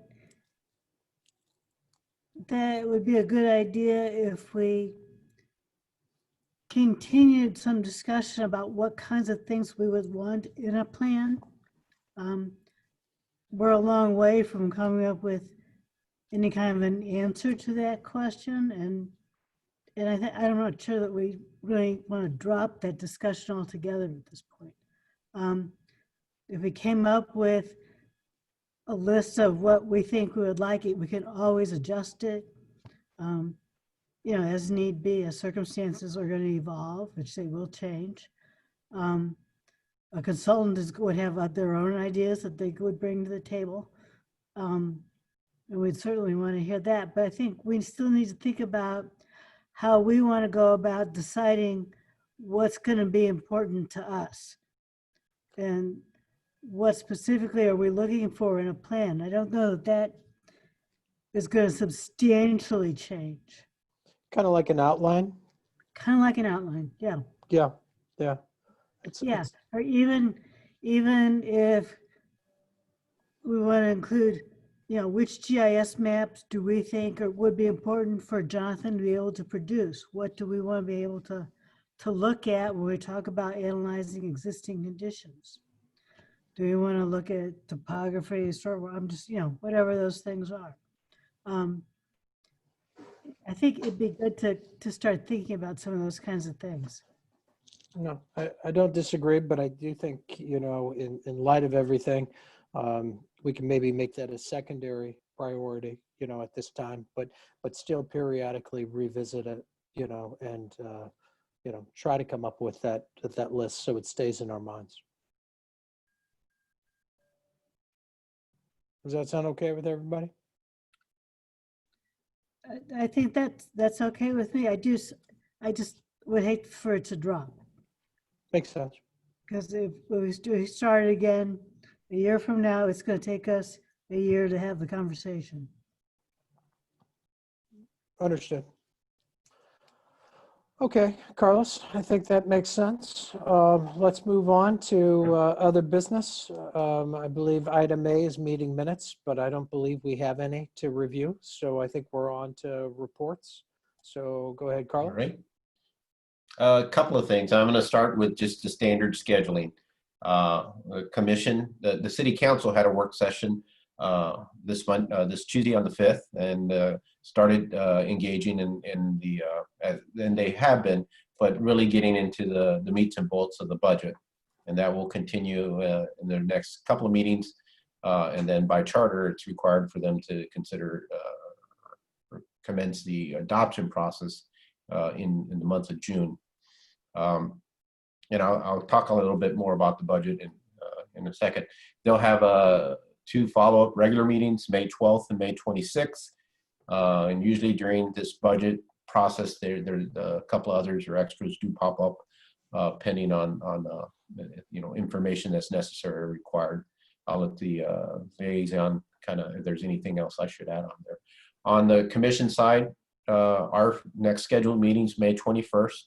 I believe we have 2 new home petitions that are scheduled for the agenda. And that's good. It's good to see the continued investment in new construction. And on the other end, from my department, we still see continued investment on the existing housing stocks. April was a good month.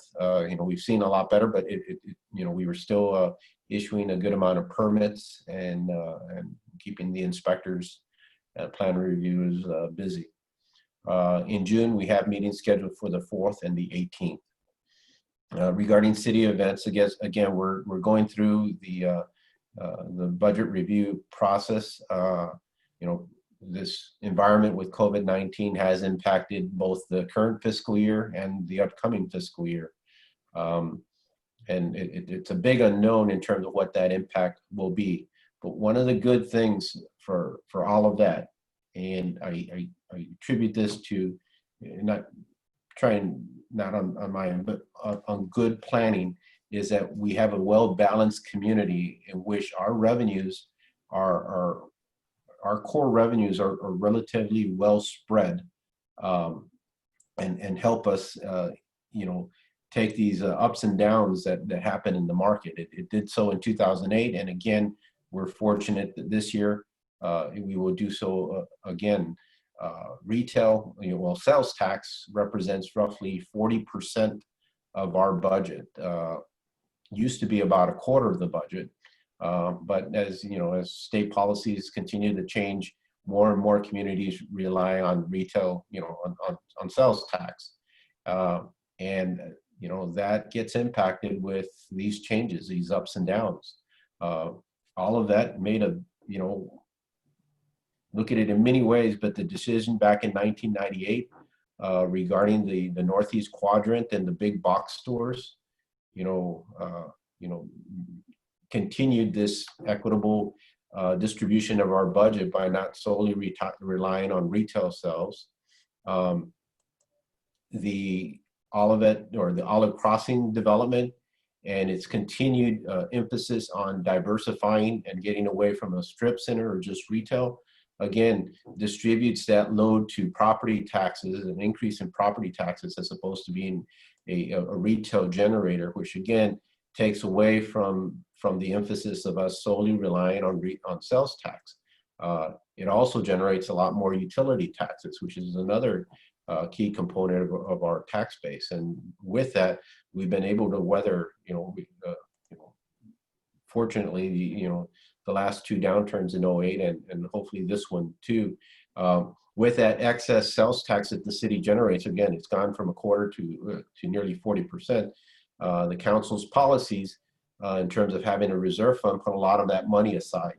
And, fortunately, as we close up this fiscal year, we'll be borrowing from that because we've made that savings. We have that sitting there for that rainy day, and it will help us with our forecasting in our next budget for the next fiscal year.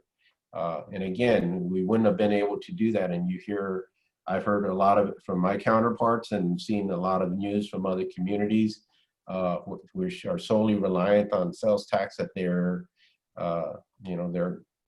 having impacts to their staffing levels, their services, and other things like that. And again, all of that has also made decisions to tighten its belt. And in this time, we are under a hiring freeze. We had a couple of positions open. One of the positions in the administrative side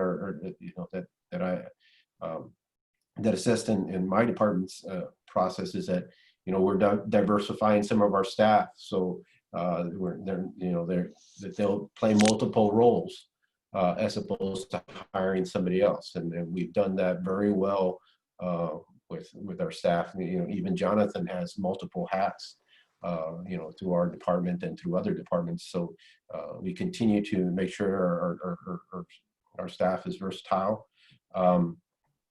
We cut back all seminars and conferences, which is natural, and most places weren't having those. And we also did some other cuts that the liaison can go through in a little bit more detail to ensure that we were being as fiscally responsible as possible. And we continue that in our next budget. And again, we had a decision between the implementing our geospatial capabilities and starting the comprehensive plan. I agree with Commissioner Wagner. We're not stopping the preparation for it, but we're not going to start the plan process as we had envisioned before COVID-19 and everything that went on. So did want to note some of those things, because I think that it's been, as a staff, we're very fortunate, that we're, like I said, many of my cohorts and other communities, they've been seeing layoffs, setbacks, and other things like that. We've been lucky and been very fortunate. Regarding COVID-19 and some info updates, this Saturday, there will be a collection of food here for Mayors for Meals.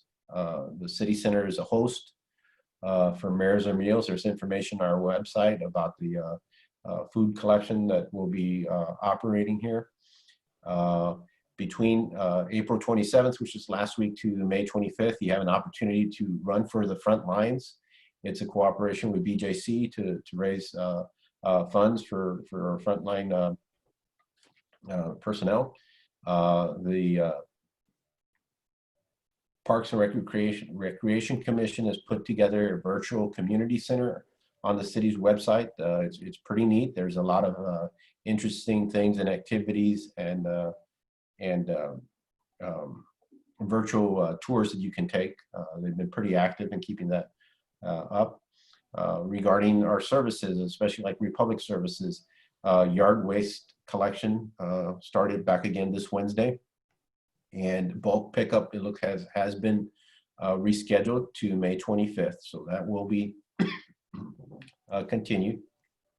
And then municipal court, I believe, is still going to be suspended through the month of May. I'm not sure if they will have a court session in the last week of this month, or that it won't start till June. They're still trying to work out the kinks in terms of how you get, a crowd or a group of people, and how that is to be managed. Dealman Road, you've seen that the paving's begun. It's kind of neat if you go between Fairwinds Court and Old Bonham. It's nice fresh paving that's been put in place. and it looks pretty impressive. That will continue on south to the Ladue city limits, and then they'll start the north section hopefully this summer in terms of replacing the curbs, inlets, and doing the milling and such. Proposition C meetings, those have begun. They had a virtual meeting, I believe that was on Mayor's coffee last night, yesterday morning. Was it last night? Okay. It was yesterday morning, Mayor's coffee with Mayor Springer. Correct. And some of the other ones have been rescheduled, and the schedule of events is on the website. Same with the 90th anniversary events. They're still looking at various dates for the rescheduling. Don't forget the 2020 census. I think we have till the end of this month to do it in one of the three ways, and that, of course, internet. That's first time this year, by phone or by mail. And then municipal elections are scheduled for June 2nd. Regarding some development updates, regarding Olive Crossing, the demolition is pretty well complete from Price up to Collingwood, the Collingwood extension. Office Max is, has authorization to be open until May 14th. At that point, the transition happens, and they'll be doing the asbestos removal, and hopefully demolition would start somewhere by June, mid to mid-June. They are still, they have not submitted plans, the final plans, to MoDOT for approval. They're awaiting some resolution with Ameren UE regarding the location of some of these boxes along the roadway. Not that there's any issues, they're just kind of waiting for them to finalize the plans so they can get submitted. Hopefully that will be next week, and then they'll be forwarded to MoDOT for their approval. Those plans include the GRG improvements for the Great River Greenway, improvements for that hilltop crossing, which will include a pedestrian median on Olive Boulevard. City Center redevelopment area, the plat was approved at the past council meeting, so that will essentially, once it's recorded, becomes one lot. The next step in the process is they should be commencing demolition or the process for demolition by next week. Nothing's going to probably come down right away, but they're going to probably start removing finalizing the removal of the utility connections and getting those submitted to the city. So I can see maybe building activity or building demolition activity happening by mid-June also. I will note during the meeting we received a couple of questions, all more specifically to Tower Hill Court, concerns from Tower Hill Court regarding the city center redevelopment. I'm not sure if you guys get to see those questions when they come in. I know during the chat you did see some. We did receive one regarding concern about the lighting. We also got a couple of comments regarding the city center redevelopment, about finalizing the landscape plan. Some concerns about some trees that along the southern border where the parking garage would be located.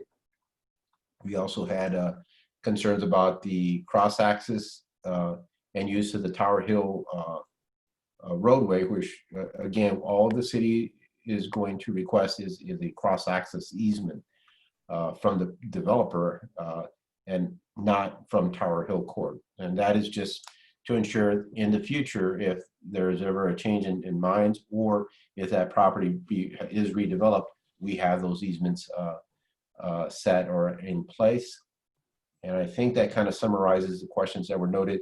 And then there was one of the residents from Tower Hill Court did ask that I forward an appreciation for the commission, noting that that they like listening to these meetings and that they get a lot of information, and that you guys, the commission, is considerate and responsive. So I wanted to note that. And there. We've been in discussions with Easy Storage. They're still progressing and moving on, a little slower than what we would have hoped, but they're on the schedule that they had initially identified late last year.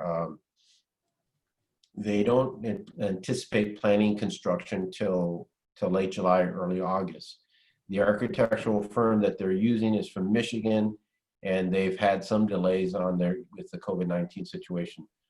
And also their soils report was in, and their soils were bad, not from an environmental perspective, but more was that they would need piers to be put in place. So that kind of put a change. There were also some savings that they've had by being able to avoid in the placement of utilities, minimize any disruption to one of the neighboring properties, a residential property actually, or the need to use. So there was a plus out of that.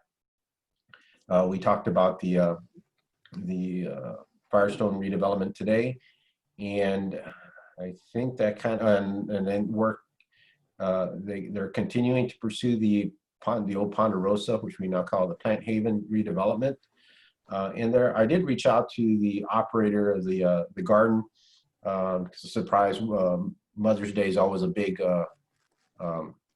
event for them, so I was kind of concerned what the holdup was. And again, with COVID-19, some of it was how to work out the coordination in that site, because it's a pretty tight area of keeping people with their social distancing, because they did qualify as an essential retailer because they sell you could buy vegetable plants and things of that nature. So, but they hadn't figured out how to make the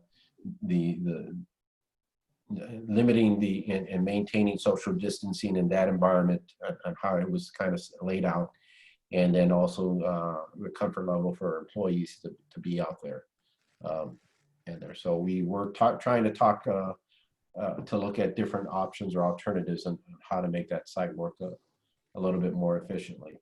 And I think that kind of covers all the updates I have. Be glad to answer any specific questions, Chairman. I don't have any. It was very thorough. Anybody else? Missy, your report? All right, thank you very much. It's a pleasure to see you all.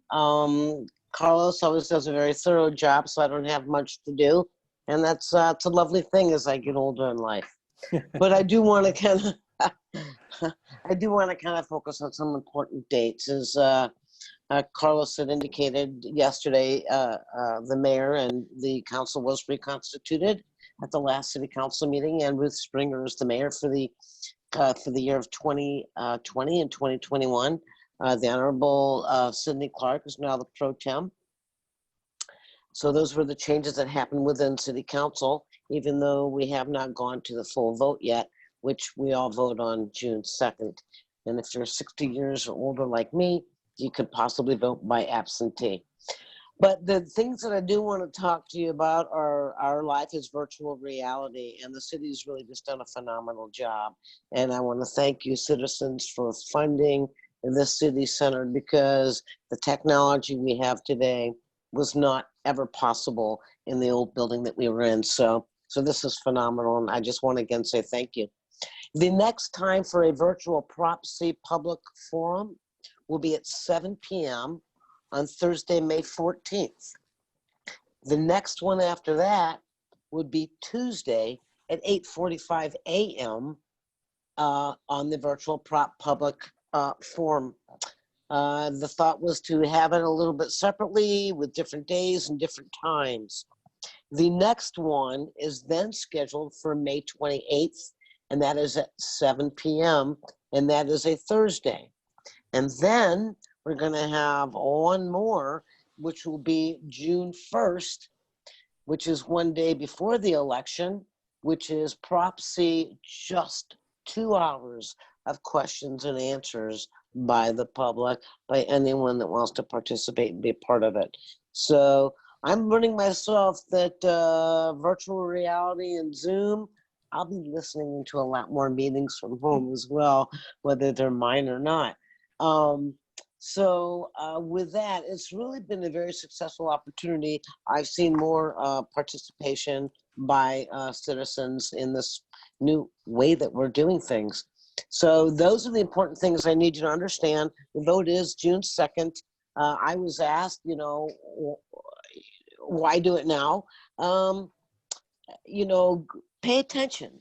Go to these virtual presentations, and it is clearly, you know, we answer, we define, we identify those questions and those things that are coming through to people's minds today as we are living in a different way. But our parks have remained open. They have been very, very busy. I think our citizens understand the importance of our parks now, and we'll see what happens. So with that, I just want to say thank you again. That is the extent of my report. Thank you, Missy. Appreciate it. And we just want to say we think you did a great job as mayor. So, or at least I think you did. So Thank you. You got a lot of things accomplished last year. Yeah. So, yeah, thank you. All right. That being said, Carlos, I don't see any more questions or comments. Do you see any? No, sir. Not as of yet. Okay. That being said, I think we'll adjourn this meeting at 9:06. Thanks, everybody, for attending. Thank Thank you you. all. Everybody be safe. Likewise. Night. Night.